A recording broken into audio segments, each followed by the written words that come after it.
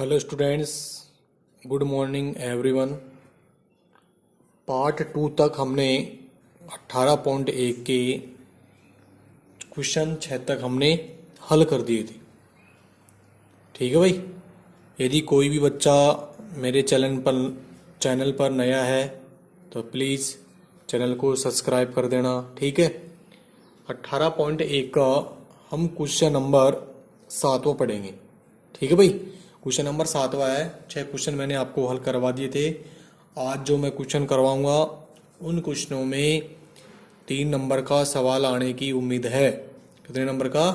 3 number का। ये प्रश्नावली कितने नंबर की है? 4 नंबर की। जो मैंने कल सवाल करवाए थे उनमें से 1 नंबर का सवाल आ सकता है, और ये जो आज मैं सवाल जो आपको करवाऊंगा इनमें से 3 नंबर का सवाल आ सकता है। तो क्वेश्चन नंबर 7वां है, ध्यान से पढ़ना इस क्वेश्चन को। 2 सिक्कों को एक बार उछालने पर अधिक से अधिक एक पट आने की प्रायिकता ज्ञात कीजिए। देखो, 2 सिक्कों को हम कितनी बार उछाल रहे हैं? एक बार। चाहे 2 सिक्कों को एक बार उछालो, चाहे एक सिक्के को 2 बार उछालो, बात एक ही है, ध्यान रखना।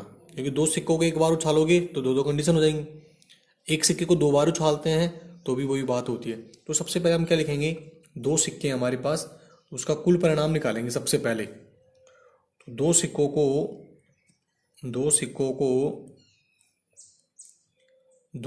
को एक बार उछालने पर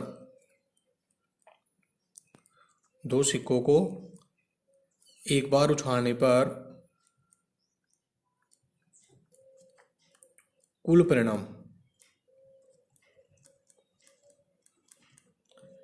2 की घात 2 जाएगा, बराबर कितना जाएगा? 4। अब एच भाई, जैसे 2 सिक्के हैं, जैसे मैंने पहले सिक्के को उछाला एच आ गया, दूसरे सिक्के को उछाला तो क्या आ गया? एच आ गया। यानी दोनों हेड भी आ सकते हैं। एक एच आ सकता है, एक टेल आ सकता है। पहला टेल आ सकता है, दूसरा हेड भी आ सकता है, और लास्ट का क्या आ सकता है? दोनों ही टेल भी आ सकते हैं। ये संभावना है। 2 सिक्कों को जब हम एक बार उछालते हैं तो इसकी संभावना है, उसकी क्या है? संभावना। अब क्वेश्चन क्या कह रहा है? देखो, इंपॉर्टेंट चीज यही है, अधिक से अधिक एक पट। इस लाइन को ध्यान से पढ़ना है आप। अधिक से अधिक एक पट आने की प्रायिकता ज्ञात कीजिए। यानी हमारे पास जो अनुकूल परिणाम है वो अधिक से अधिक एक पट लेना है। अधिक से अधिक एक पट का मतलब क्या है? एक पट होना चाहिए। यानी अधिक से अधिक उसमें एक ही पट होना चाहिए, या फिर कोई पट नहीं। इस चीज का मतलब मैं लिख रहा हूं यहां पर, अधिक से अधिक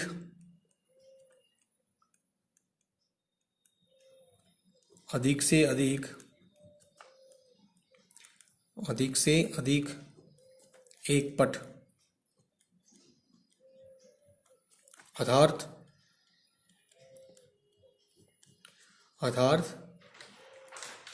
एक पट या कोई पट नहीं।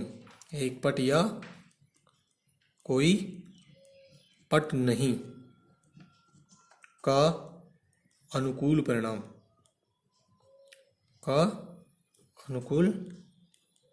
परिणाम। देखिए, अधिक से अधिक एक पट, यानी अधिक से अधिक आपको एक ही पट लेना है, और यदि कोई नहीं है तो उसको भी आपको लेना है। जिसमें पट नहीं है उसको भी लेना है। इसका मतलब यही होता है, ध्यान रखना। अधिक से अधिक एक पट का मतलब क्या होता है? एक पट या फिर कोई पट नहीं। ठीक है। तो ऐसे देखो, किस किस में है जिसमें एक पट है। देखो, एक पट इसमें एच में है, एच टी। एक पट इसमें रहा, टी। और जिसमें कोई पट नहीं है, तो कोई पट किस में नहीं है? इसमें नहीं है। ध्यान रखना, अधिक से अधिक एक पट का मतलब क्या होता है? एक पट। देखो, जैसे में एक पट आ रहा है, एक टैल आ रहा है, एक टैल आ रहा है, या कोई पट नहीं, इसमें कोई भी पट नहीं आ रहा है, तो यह आपकी क्या हुई? इसके लिए अनुकूल परिणाम। तो इसलिए प्रायिकता बराबर अनुकूल परिणाम बटा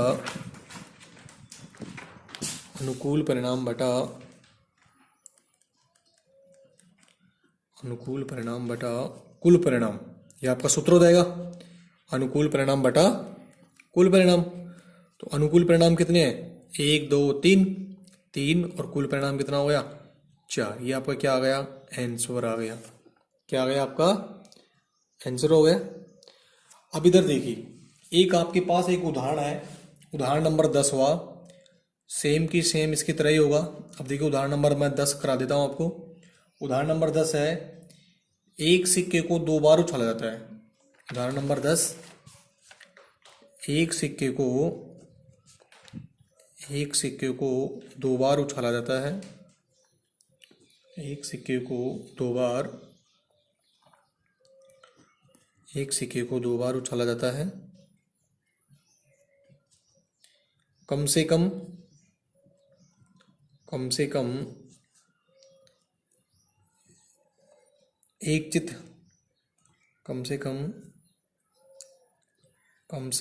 एक चित आने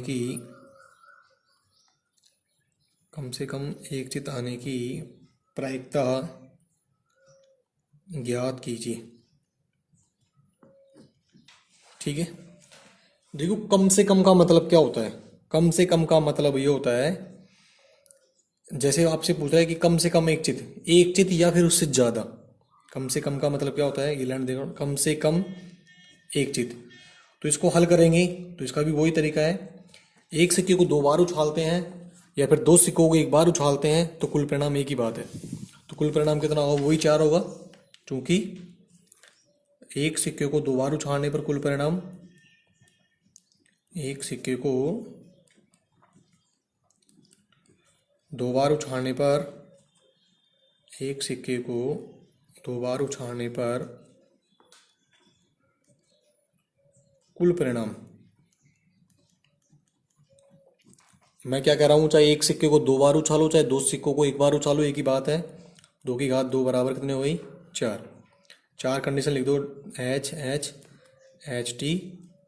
TH और ए। अब सवाल क्या करें, कम से कम एक चित का मतलब है एक चित या फिर उससे ज्यादा। अधिक से अधिक में क्या लेना है, जैसे एक पट दे दिया तो एक पट या कोई पट नहीं। कम से कम का मतलब एक या उससे ज्यादा हो उसको भी लेना है, यानी कम से कम एक तो लेना ही है, यदि ज्यादा हो तो उसको भी लेना है। और अधिक से अधिक में क्या करना है, एक पट, बस लास्ट एक ही पट लेना है, उससे कम है तो वो भी लेना है। तो कम से कम, दोनों वर्ड आपको ध्यान से समझना है, कम से कम एक चित अर्थात मैं इसका मतलब लिख देता हूं, अर्थात एक चित या उससे अधिक।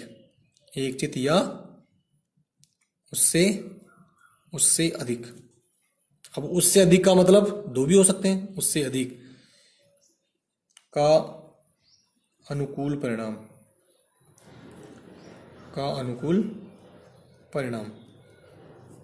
अब देखो कम से कम एक चित लेना है, कम से कम एक चित, और ज्यादा है तो वो भी लेना है। तो देखो ज्यादा इसमें एच है, 2 है तो 2 को भी लेना है, HT और ये TH हो गया। तो इसलिए प्रायिकता बराबर,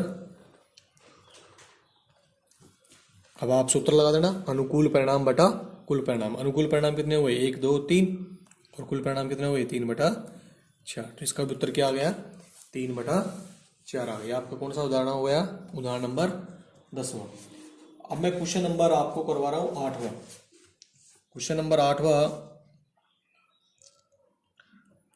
8 है, एक पासे को 2 बार उछाला जाता है। एक पासे को 2 बार उछाला जाता है। एक पासे को 2 बार उछाला जाता है। इसकी क्या प्रायिकता है कि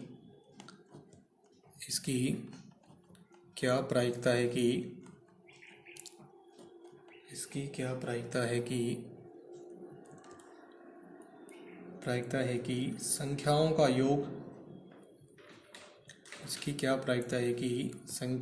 योग, पहला आपसे पूछा है 9 है, दूसरा आपसे पूछा है 13 है। ये तो पूछा है आपको 8वें क्वेश्चन में पूछा है।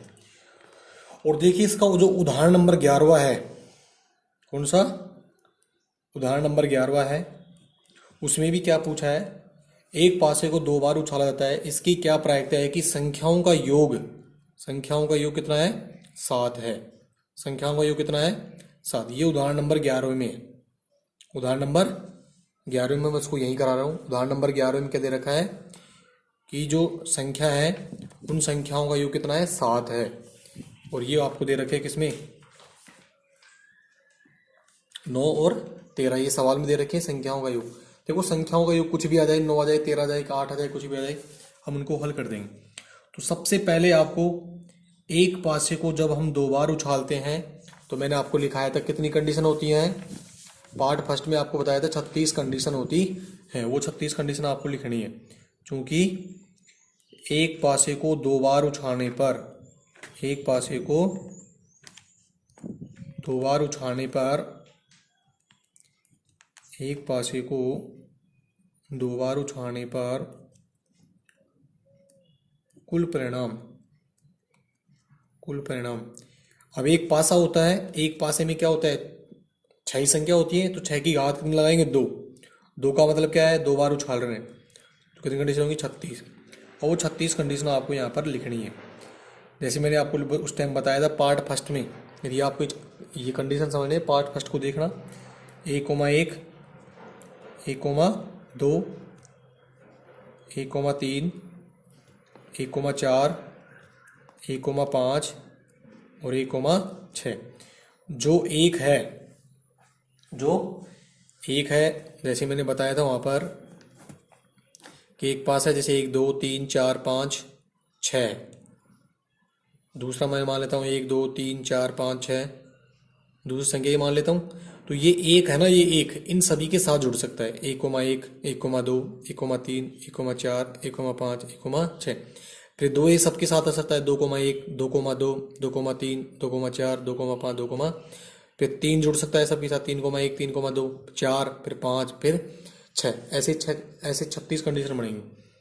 2,1, 2,2, 2,3, 2,4, 2,5, 2,6, 3,1, 3,2, 3,3, 3,4, 3,5, 3,6, 3,6, 4,1, 4,2, 4,3, 4,4, 4,5, 4,6, 5,1, 5,2, 5,3, 5,4, 5,5, 5,6, 6,1, 6,2, 6,3, 6,4, 6,5, 6,6। ये आपकी 36 कंडीशन हो गई। कहने का मतलब ये है कि 1 को सभी के साथ लेना है, फिर 2 को सभी के साथ लेना है, फिर 3 को आपको सभी के साथ लेना है, फिर 4 को सभी के साथ लेना है, फिर 5 को, फिर 6 को सभी के साथ लेना है। ये तो हो गया आपका कुल परिणाम। अब सवाल हमारा पहला है कि जो संख्याओं का जो योग है वो 9 है, तो संख्याओं का योग 9 होने के पहले हम अनुकूल परिणाम निकालेंगे। तो संख्याओं का योग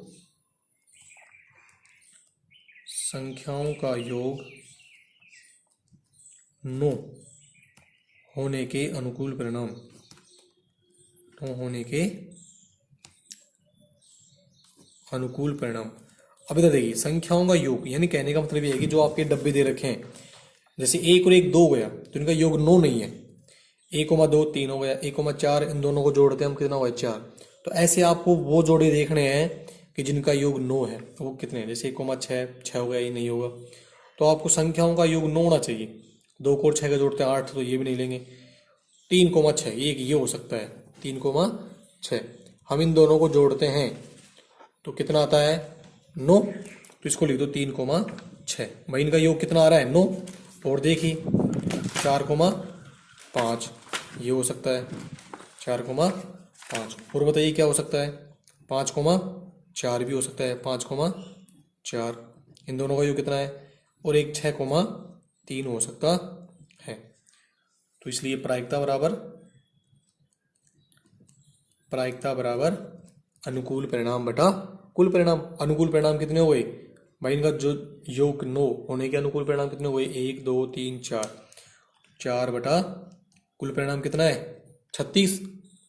4 बटा 36, 4 से काट लो कुछ, 4 एकम 4 और 4 नाम 36। ये क्या आ गया आपका, पहले का उत्तर आ गया। अब दूसरा क्वेश्चन देखो, दूसरा क्वेश्चन आप खुद को करना है। 13 है, संख्याओं का योग 13। अब देखो लास्ट का हमारा डब्बा क्या है, 6,6। 6,6 को जोड़ते कितने हो गए, 12 हो गया। भाई लास्ट का जब डब्बा हमारा आ रहा है उसका योग 12 आ रहा है, तो क्या संख्याओं का योग 13 इसमें आएगा, नहीं आएगा। तो उसके लिए अनुकूल परिणाम क्या हो जाएगा, 0। अनुकूल परिणाम क्या जाएगा, 0, और कुल परिणाम क्या जाएगा, 36। तो उसका उत्तर आ जाएगा 0/36 बराबर 0। संख्याओं का योग 7 है। अब 7 को देख लेना आप, 7 कहाँ कहाँ पर आ रहा है, एक ही आ रहा है 7, 1,6, 1 हो गया। 2,5 आ रहा है, 2। 3,4 आ रहा है, 3। 4,3 आ रहा है, 4। 5 आ रहा है, 5। 6,1 आ रहा है, 6। तो ऐसे 6 हो गई। संख्याओं का योग कितना आ रहा है, 7, उसमें कितनी हो गई, 6। तो 6/36 इसका उत्तर आ जाएगा, 6/36 यानी 1/6। समझ गए हो गए ये क्वेश्चन, समझ गए। इनको आप खुद कर लेना, बाकी के 2 जो क्वेश्चन है इनको आप खुद कर लेना इसी तरह से, ठीक है। संख्याओं का योग 13 होने के कुछ भी अनुकूल परिणाम नहीं है, 0 है, क्योंकि संख्याओं का योग 13 नहीं आ रहा है, 7 में आ रहा है, तो भी अनुकूल परिणाम लिख देना। ये आपका क्वेश्चन नंबर 8वां हो गया और उदाहरण नंबर 11वां हो गया। अब हम बात करते हैं क्वेश्चन नंबर, ये क्वेश्चन नंबर 8वां हो गया। आप क्वेश्चन नंबर 8 होने के बाद हम बात करेंगे question number next. Question number next का मतलब 9वां क्वेश्चन देखते हैं। क्वेश्चन नंबर 9,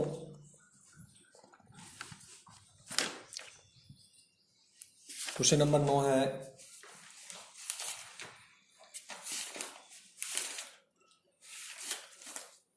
क्वेश्चन नंबर 9, एक थैले में 5 लाल 3 सफेद गेंद हैं। एक थैले में, मैं क्वेश्चन लिख रहा हूं, एक थैले में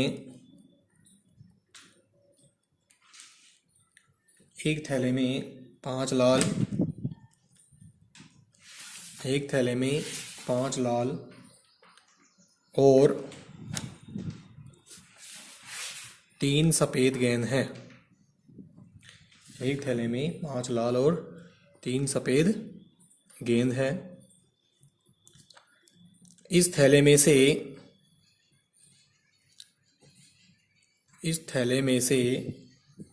एक गेंद, इस थैले में से एक गेंद यादृच्छया निकाली जाती है,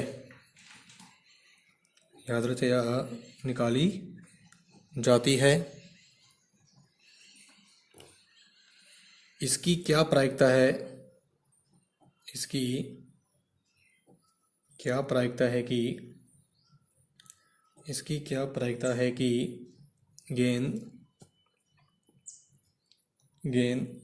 पहला है सफेद हो, गेंद कैसी हो, सफेद हो, और दूसरा है सफेद नहीं हो, सफेद नहीं हो।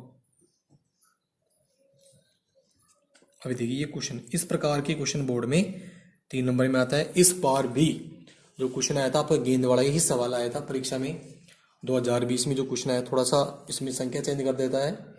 हमारे पास एक थैला है, एक थैले में 5 लाल और 3 सफेद गेंद, ठीक है। तो सबसे पहले हम क्या करेंगे, कुल गेंद निकालेंगे, थैले में कुल गेंद कितनी है। तो सबसे पहले हम लिखेंगे, चूंकि सफेद गेंदों की संख्या, सफेद गेंदों की संख्या बराबर कितनी है, सफेद गेंद 3 है, लाल गेंदों की संख्या, लाल गेंदों की संख्या बराबर, लाल गेंद कितनी है 5, कुल गेंदों की संख्या, कुल गेंदों की संख्या, कुल है यानी कुल परिणाम हो गया आपका, कितनी हो जाएंगी 8। यानी हमारे पास जो थैला है उस थैले में कुल गेंद कितनी है 8। अभी क्या करा है कि इस थैले में से एक गेंद यादृच्छया निकाली जाती है, गेंद को निकालते हैं, तो इसकी क्या प्रायिकता है कि गेंद सफ़ेद हो। तो पहला क्वेश्चन पूछा है सफ़ेद। अब देखो सफ़ेद गेंद होगी, सफ़ेद गेंद होने की प्रायिकता पूछा आपसे। तो सफ़ेद गेंद होने की प्रायिकता, सफ़ेद गेंद होने की प्रायिकता, तो क्या हो जाएगा, सफ़ेद गेंदों की संख्या बटा कुल गेंदों की संख्या। भाई टोटल में से कितनी है वही उसकी प्रायिकता हो जाएगी। सफ़ेद गेंदों की संख्या बटा कुल गेंदों की संख्या, सफ़ेद गेंदों की संख्या बटा कुल गेंदों की संख्या, कुल गेंदों की संख्या।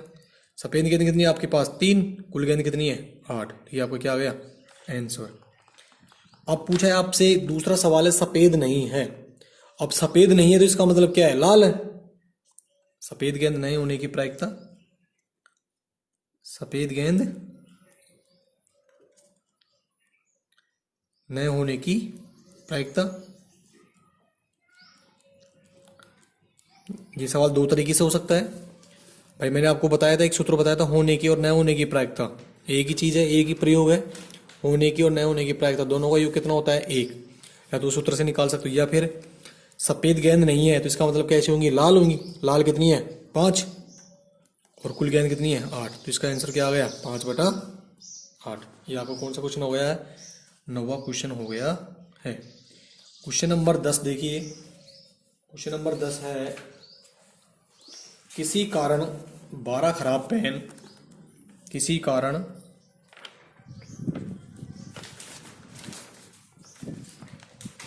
किसी कारण 12 खराब पेन, किसी कारण 12 खराब पेन 132